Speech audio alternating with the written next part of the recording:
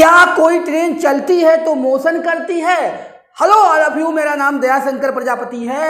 आज की इस वीडियो में हम लोग बात करने वाले हैं क्लास 9th मोशन।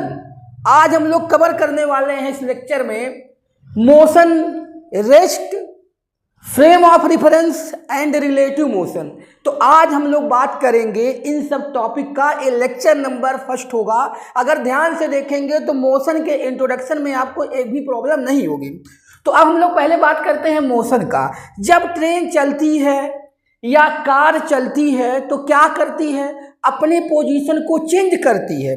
तो एक बात याद रखिएगा, जब किसी भी ऑब्जेक्ट की पोजीशन चेंज होती है, जब किसी भी ऑब्जेक्ट की पोजीशन चेंज होती है तो उसे बोला जाता है कि ऑब्जेक्ट क्या कर रहा है? मोशन कर रहा है।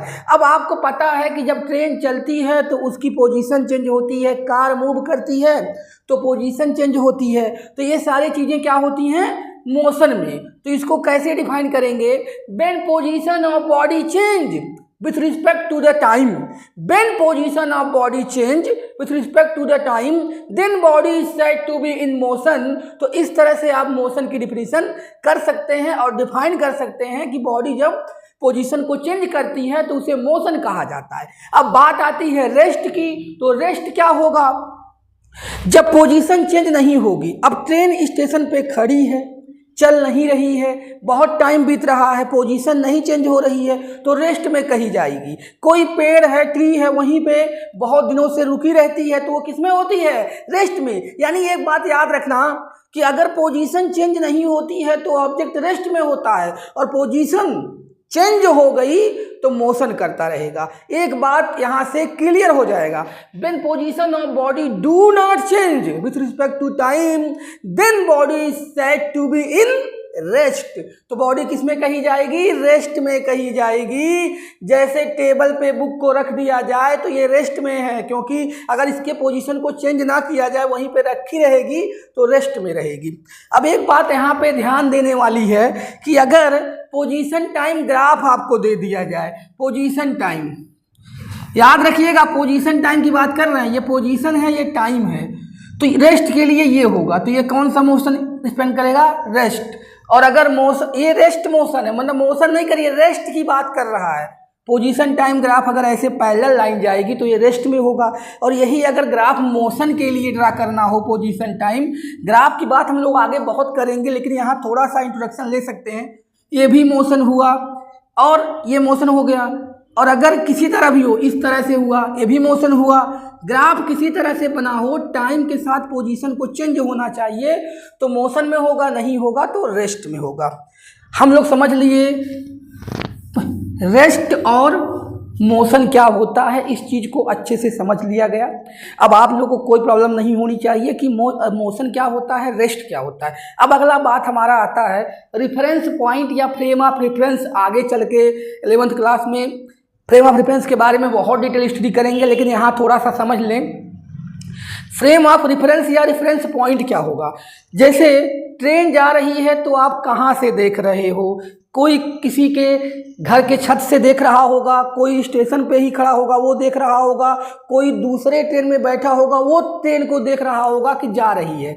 यानी मोशन को जहाँ से ऑब्जर्व किया जाता है वो होता है रेफरेंस पॉइंट या फ्रेम ऑफ रेफरेंस। बात समझिए, मोशन को कहाँ से ऑब्जर्व किया जाता है, यही होता है रेफरेंस पॉइंट या फ्रेम ऑफ रेफरेंस।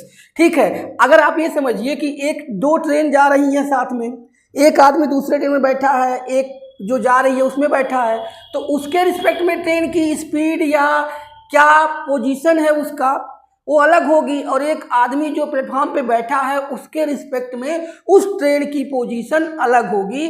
तो जहाँ से मोशन को ऑब्जर्व किया जाता है उसे बोला जाता है रेफरेंस पॉइंट।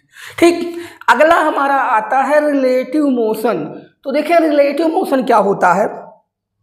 रिलेटिव मोशन ये होता है जब हम लोग दो लोगों के मोशन को कंपेयर किया जाता है। अब एक बात देखिए, अगर एक ट्रेन में दो लोग बैठे हैं तो दोनों एक दूसरे के रिस्पेक्ट में क्या माने जाएंगे? रेस्ट में माने जाएंगे।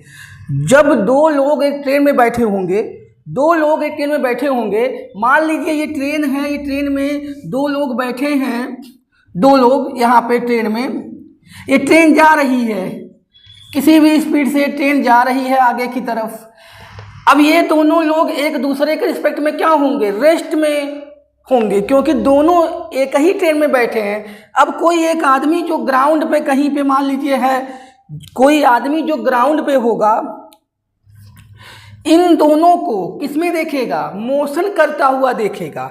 तो यही होता है रिलेटिव मोशन, जब हम लोग एक के मोशन को किसी दूसरे से कंपेयर कराया जाता है। अब ये दोनों एक दूसरे के रिस्पेक्ट में रेस्ट में होंगे, क्योंकि एक ही चलती हुई ट्रेन पर बैठे हुए हैं, और ये दोनों इस आदमी के रिस्पेक्ट में जो ग्राउंड पे कहीं और है ट्रेन के अलावा, ये दोनों लोग चलते हुए दिखेंगे ट्रेन के स्पीड से। तो ये होती है आपकी कौन सी मोशन, रिलेटिव मोशन। जब हम लोग किसी भी ऑब्जेक्ट के मोशन को किसी और के मोशन से कंपेयर करते हैं। तो आप लोग को आज के इस वीडियो के फर्स्ट लेक्चर में समझ में आ गया होगा रेस्ट क्या होती है, मोशन क्या होती है, फ्रेम ऑफ रेफरेंस क्या होता है, और रिलेटिव मोशन क्या होता है। तो इस बात को याद रखिएगा। अब हम लोग इसके अगले लेक्चर में टाइप्स ऑफ मोशन और आगे की टॉपिक डिटेल में स्टडी करेंगे। इस वीडियो में इतना ही।